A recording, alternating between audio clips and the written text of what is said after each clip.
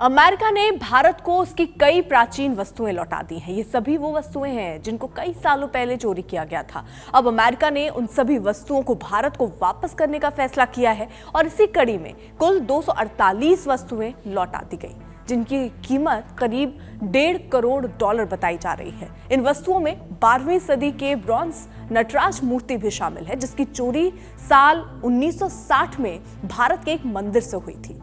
बाद में इसे न्यूयॉर्क में एक आरोपी ने बेच दिया था, लेकिन अब अमेरिकी एजेंसियों ने ये कीमती वस्तु जब्त भी कर ली और भारत को वापस करने का भी काम कर दिया।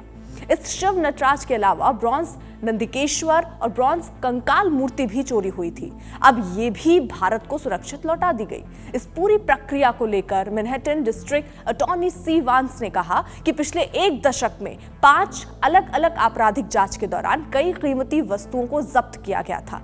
इन्हें भारत की प्राचीन कलाकृतियां बताया गया है, लेकिन अब क्योंकि इन वस्तुओं को वापस कर दिया गया है, ऐसे में भारत ने भी अमेरिका का आभार व्यक्त किया। भारत के काउंसलर जनरल रणधीर जायसवाल ने कहा कि वो आगे भी भारत और अमेरिका की ऐसे ही साझेदारी देखना चाहते हैं, जिससे भारत और अमेरिका के बीच सांस्कृतिक संबंधों को मजबूती मिलती रहे।